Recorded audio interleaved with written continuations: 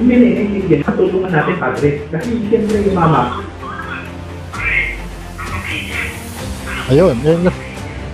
Ito ang wow trending CCTV footage ni Morales. Inilabas na ang video na ito ay ang tangkang pagsuhol kay ex-PDEA agent Jonathan Morales na manahimik na sa issue ng pre-operation report ng PDEA na di umano ay sangkot si BBM at si Maricel Soriano. Dito nga ay harap-harapang narinig ni Morales sa kausap ng kanyang kapitbahay na papatayin siya, at dito din ay pumasok na si James Kumar at kung pumayag si Morales sa kanyang alok na kahit magkano basta manahimik lang siya sa issue at wag nang pumunta sa Senate hearing, pero hindi sila nagtagumpay sa kanilang tangkang pagsuhol. Dito ay may binanggit na kausap sa cellphone na Lam at alam kaagad ng mga netizen na ito ay si Badshot Queen at si Jokebox King.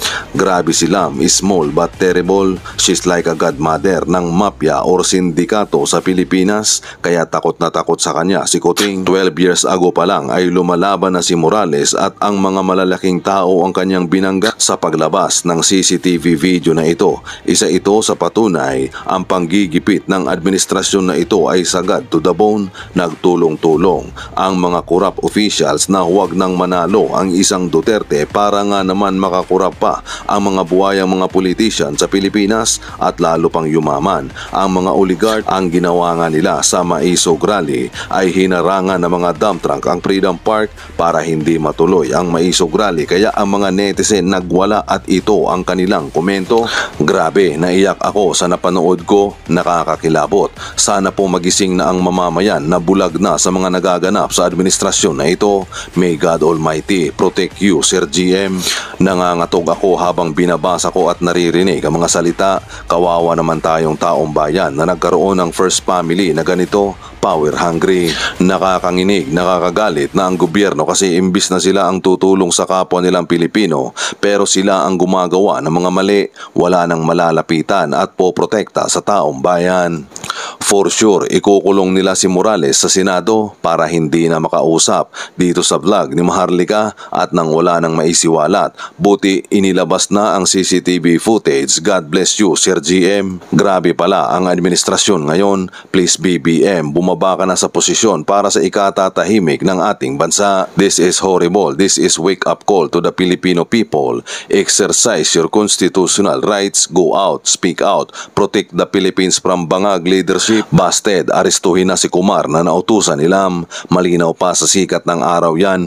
Pilipinas, ito na. Malinaw na malinaw ito. This is too bad. Please take care, Sir Morales. This is too bad and too horrible. Mga demonyo talaga, nakakagigil. Ingat po kayo lagi, Mr. Morales. We will be praying hard for your safety. God bless, guide and protect you. Pwede ba kitang kulitin, okay? Kung wala namang hindrance or something na legal implication, no? Na sabihin na natin sa taong bayan, kasi ako po kinakabahan, sir. Dahil maraming nakakarating sa akin na baka hindi matuloy yung May 13. O baka may mga, mga forces na pupunta sa'yo at baka mabili ka, which is sabi ni Atty. Glencio nga po kanina sa interview, nananawagan siya na sana hindi ka mabili. So willing ka ba, to tell the whole world na may ebidensya ka ba talaga para dito sa sinasabi mong CCTV? Alam nyo, hindi po ako magsasalita kung wala akong pinanghahawakan na ebidensya. Noong binanggit ko yung CCTV sa Senado, ay da-download ko na ito at naghanda ako ng ilang kopya ng video. At sa katunayan, tinakpan ko binlog ko yung yung identity ng kaibigan ko. At transcribe ko yung ilang ilang mga dialogue para at least madali siya sana na maintindihan ng makakapanood nito. At ito pinapaalala ko sa lahat na ito ay kuha sa CCTV at hindi ito wiretap.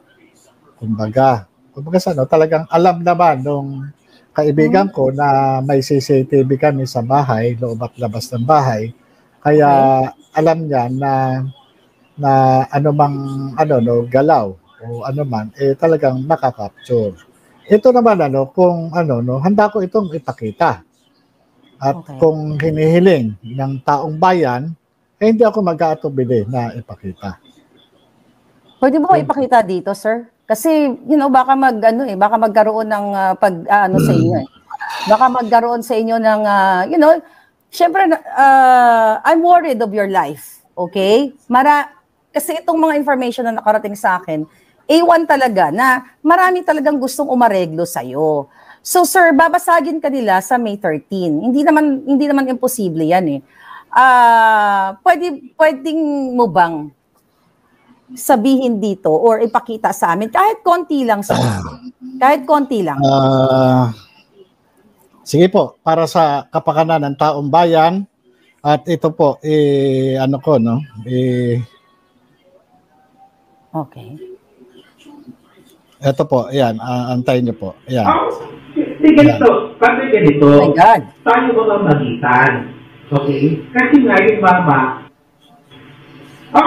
sige ganito, tayo mga magitan.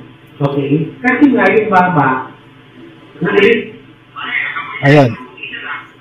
Ito po yung handali po, ibabalik natin yung nangangamoy director, kumbaga, itong kaibigan ko, wow. Parang pagka nagmaterialize itong negotiation na ito ay maaari siyang maging director sa isang government agency. Sir, teka lang ha. Sige, teka lang ha. Antalain muna kita. Sir, kayo po yan nakaupo? Ako po yung nakaupo na naka-stripe na blue na walang buhok. Okay. At ito po yung naka-blurred. Ito po yung aking kaibigan na dati kong kasamahan sa trabaho. So, ayan. So yan po yung yan. Yan yung kaibigan mo na naka-blurred na yan. Tapos ikaw. Opo. So, dating taga-PIDEA. So, tinitignan po kasi sir yung date. That is May 1. May 1 po. May 1. Tapos 10:32 AM. Yan. Okay. 10:32. 10:32. Ayan. Pwede nyo po i-play uli? Opo. Ito po. sige ganito, tayo mga magitan. Sandali lang po, ito po yung kausap niya na doon sa video call, yung taong inutusan para tawagan siya, para ihatid sa akin yung mensahe. Ito po, tuloy po natin to. Kasi nga yung mama,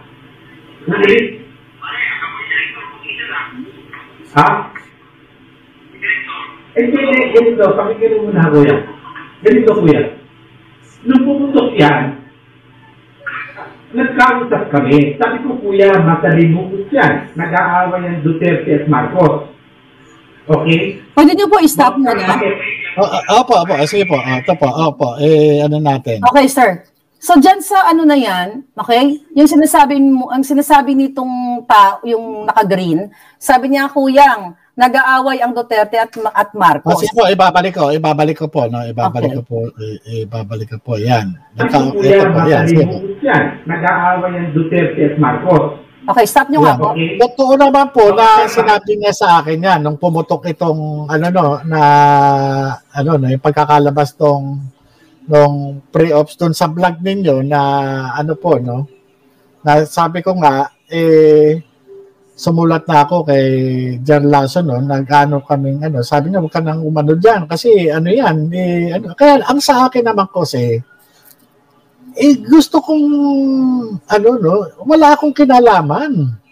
Kaya ako sumulat kay General Lasso para patunayan na magkaroon ng investigation sa PIDEA. Wala akong kinalaman dyan na Kasi talagang nagulat din ako. Kaya nga sinasabi ko nga sa inyo, tinatanong niyo ako, meron ka bang galit? So, totoo lang. Galit talaga ako sa inyo. Na, dahil nga, sabi ko, illegal ito eh. Hindi, yung mga nasa likod na nagpadala sa inyo niyan, hindi man lang nila inisip. Tingnan nyo, sa halip na nagbistula akong suspect eh. Nagbistula ako suspect sa Senado. Investigador lang ako. Sir, Wala akong ano dito eh. alam mo, habang piniplay mo yan, talagang nakakagimbal. Dahil yan mismo yung sinabi mo doon sa Senate hearing na yung sinasabi mo na parang wag nag-awayan ng Duterte at Marcos. Accurate po talaga yung statement ninyo at hindi naman po siguro AI ang pinapakita nyo, sir, kasi kayo yan, walang buhok. Sorry po. Opo, yan po. Tuloy po pawaho natin, Tuloy Okay. po natin.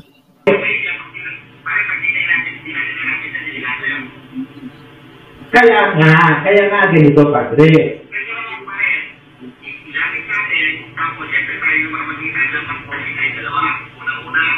Hindi.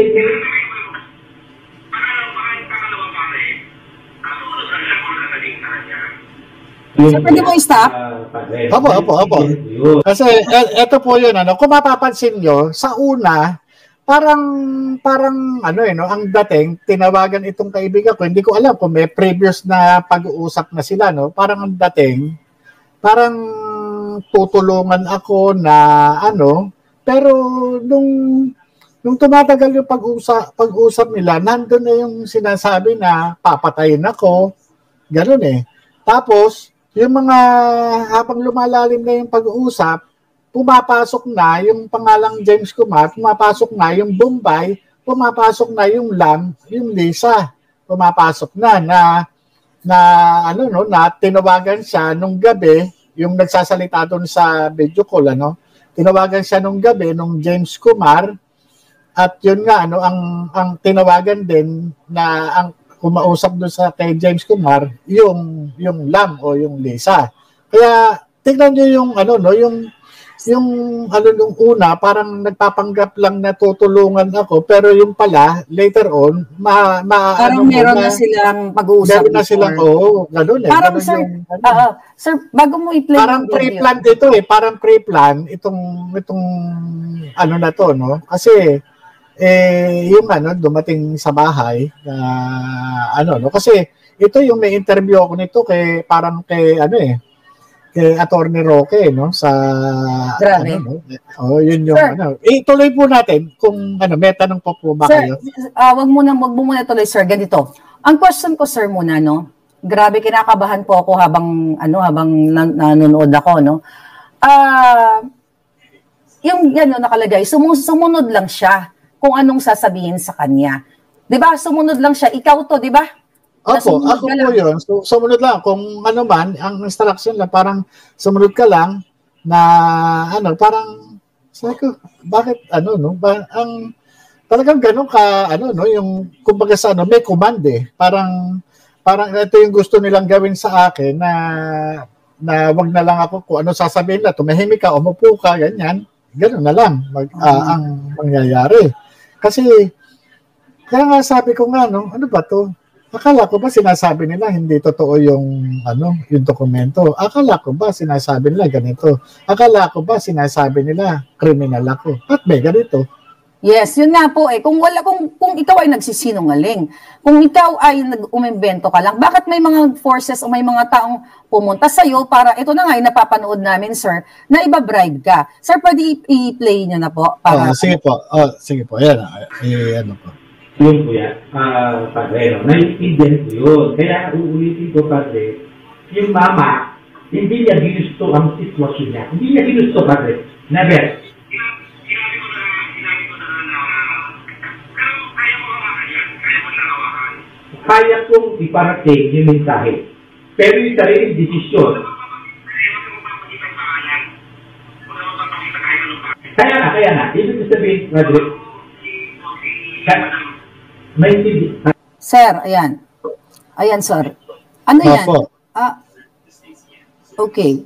Pwede niyo po ibalik. Ito po, ibalik natin, yung binanggit na sila na, kasi nga, ang lumalabas dito, may previous conversation na sila, may previous conversation na sila na yung kasi kaya nga sinasabi na huwag kang magbabanggit ng pangalan, kaya nga sabi nga nitong si Kuyang, marunong naman siyang humawak ng information. Kaya sabi niya, alam mo naman si Lam, alam mo naman. Ibig sabihin, alam mo naman si Lam, ibig sabihin hindi basta-basta, Kumbaga sa ano, pagka nagkamali ka, may pagkakalagyan ka. Wow. Yun po yun. So, okay. So, tuloy na po natin. Opo.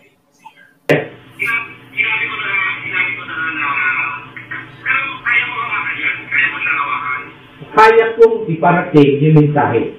Pero yung sariling desisyon. Kaya na. Ibig sabihin, Madrid, Madrid, marunong tayong mawak ng informasyon. Huwag daw po silang. Ang sinasabi ko, Madrid, kung ano magiging desisyon niya, sa kanya yun, Madrid, di ba? Kasi kabubuti niya yun. Siyempre ako, itutuloy ko. Ito papagigil kung sino yung gustong mga pangalan na sinasabi mo. Wala ko papagigil. Ang sinasabi ko, yung solusyon, remedyo, or what, siya magdidesisyon sa sarili niya.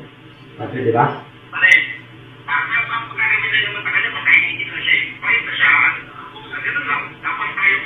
Ay, ano mo nga po yan? Stop nyo nga po yan. Opo, babalik ko po. Sige po. Sir, ang sabi po dyan yan, ang gagawin daw sa inyo ay papatahimikin kayo. Opo, papatayin daw kayo. Yung po muna, papatahimikin. Yung gusto nila, parang yung negotiation na ito, na ang purpose is patahimikin ako, wag ako magsalita. Kumbaga sa hindi na ako mag-testify o yun naman po yun eh. So yun po yun. So capture, sige, play nyo nga po ulit. Sige po, opo. Pangalan na sinasabi mo, wala ko papagigil. Ang sinasabi ko, yung solusyon, remedyo, or what, siya magdidesisyon sa sarili niya. Kasi, di ba?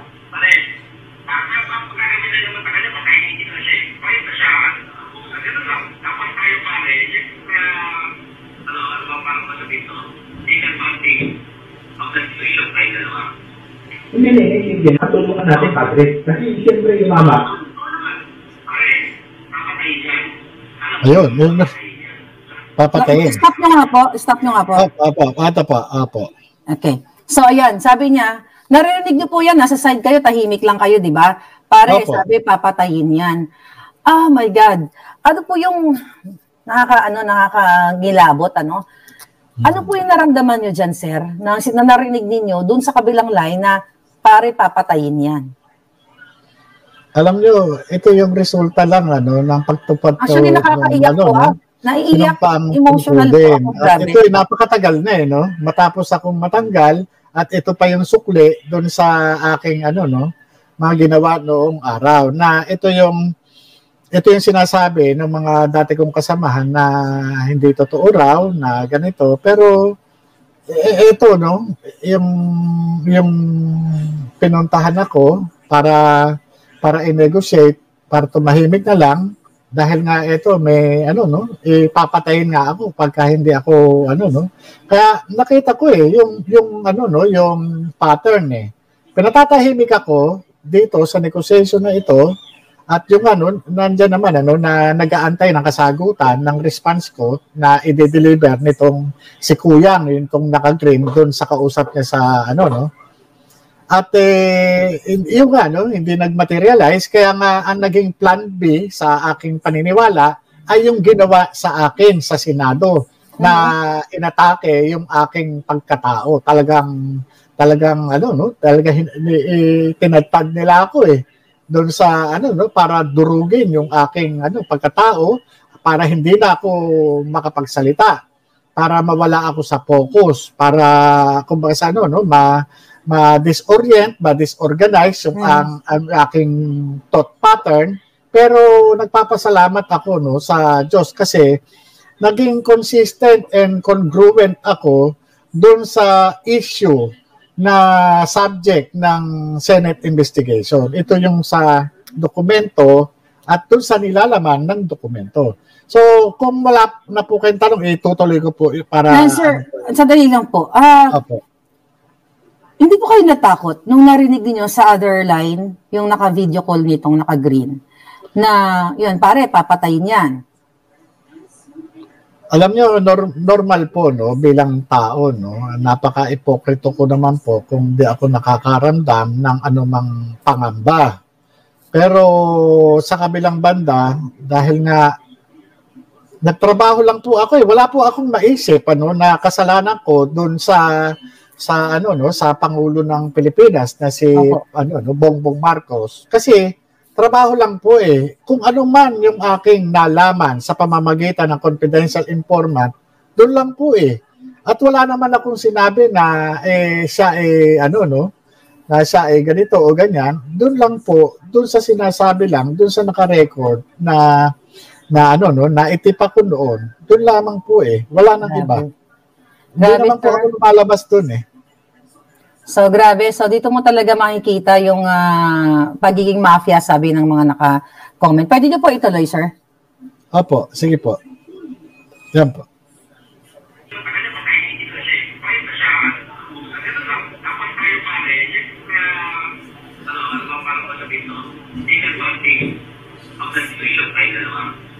Hindi. Patulungan natin, Padre. Kasi siyempre yung mama,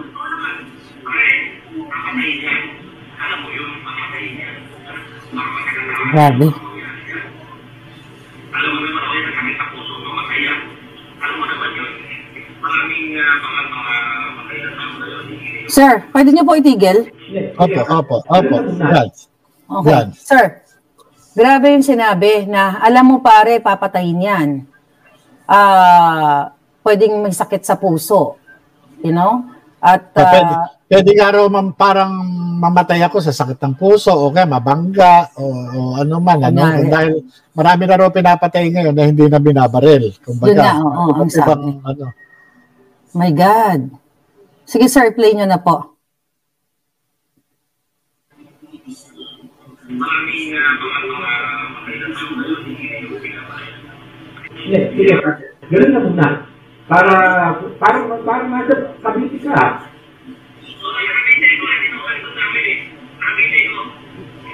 Bakit? Ano nga, pipintas ka?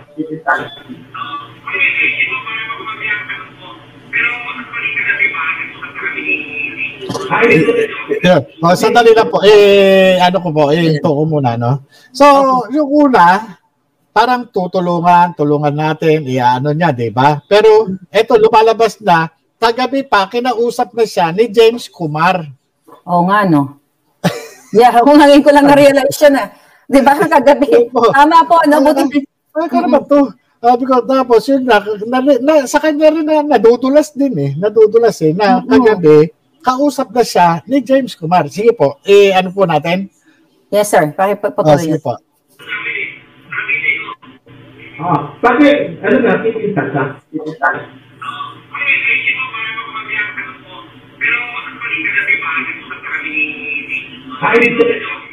Hindi, ibig sabihin, para kilala ko. Ibig sabihin na tumawag si Ram pala, KJ.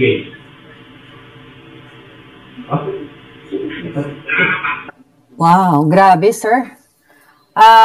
Yan, narinig na. Pwede niyo po ibalikan yung udulo? Sige po. Ito po. Kilala ko. Ibig sabihin na tumawag si Ram pala, KJ.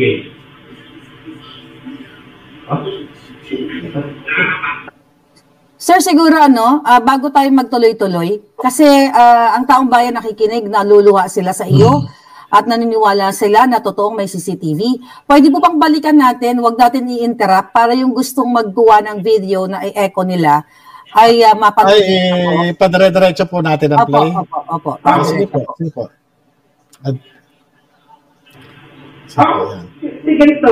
Ganito, tayo mga magitan. Okay? Kasi nga yung mama,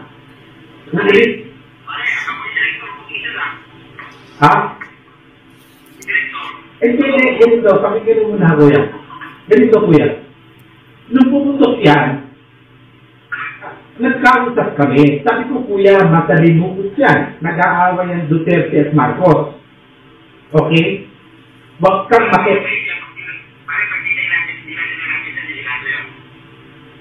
Kaya nga ganito, Padre.